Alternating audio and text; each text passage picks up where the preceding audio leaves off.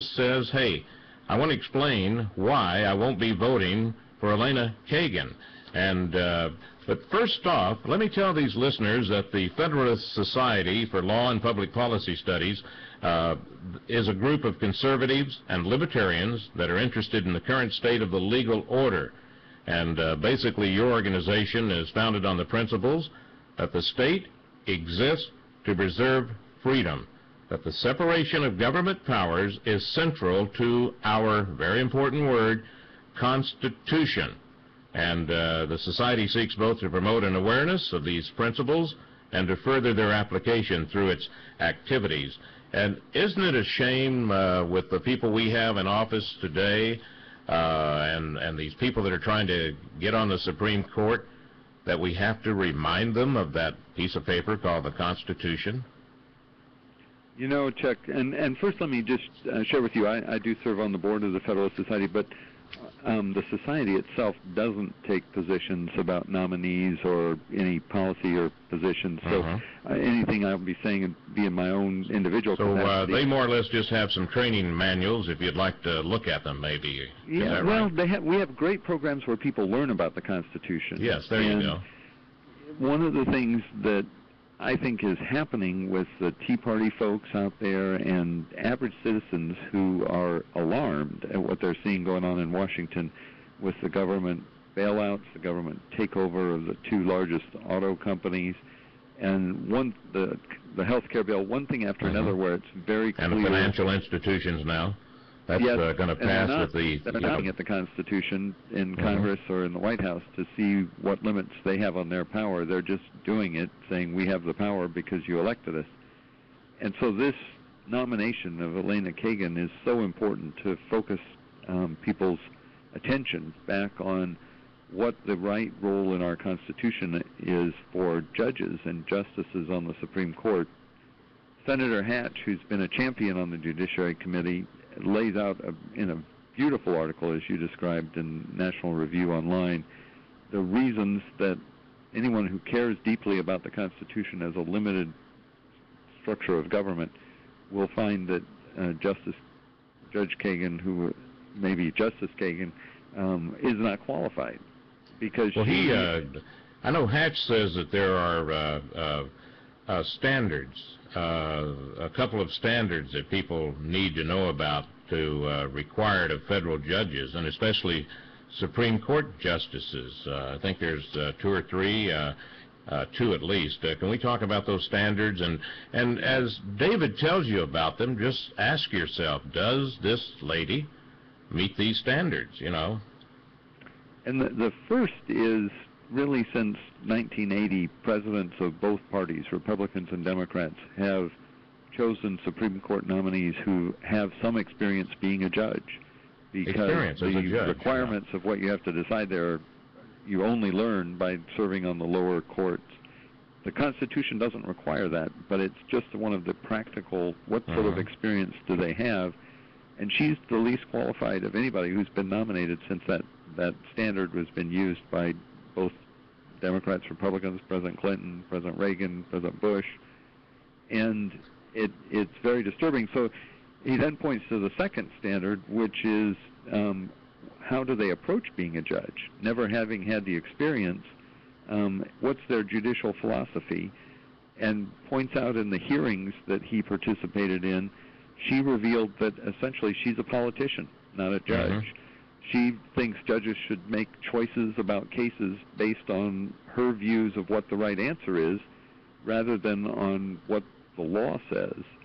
You know, and before we get into some of her answers or non-answers, it's interesting, too, that President George Washington, original Supreme Court appointees, and he said that in America, you got to remember, the people are masters of the government. To be masters of the government, the people must control the Constitution that created government. They sort of want to forget about that stuff. Yep. No, that's right. Well, you've got, in this administration, you've got a bunch of elite people who believe they know best, and if the Constitution gets in the way of them controlling the government, then they're going to walk all over it.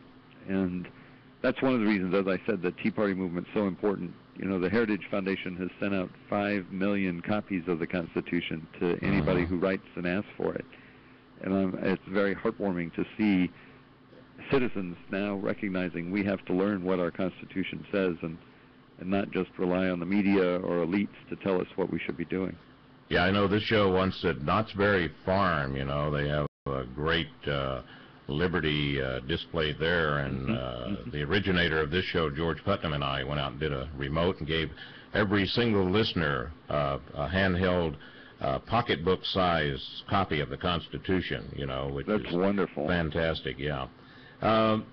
You know, Elena Kagan, it's like, is she going to try to control the Constitution? Does she believe that judges may change the meaning of the Constitution and the law generally? Because, you know, when in this excellent article here, it goes back to her Oxford University master's thesis, for example. Can you tell the listeners about that? Do you happen to have that in front of you? I do. In that, she surprisingly writes that judges are allowed to, and I'll quote, mold and steer the law in order to promote certain ethical values and achieve certain social ends. Boy. Close quote. And that she said if that is too results-oriented, so be it. In other words, she's justifying if a judge decides they should ignore what the law says but achieve a different answer in the case or establish a right that's not in the Constitution, if she believes it's ethical, then it's okay for them to do it. Yeah, she says it's like her own experience, and she says her own experience and values become the most important element in the decision. That's ignoring the Constitution. It is. One of the symbols we have in our country is Lady Justice that is blindfolded, and with scales showing that they'll balance and treat all parties equally.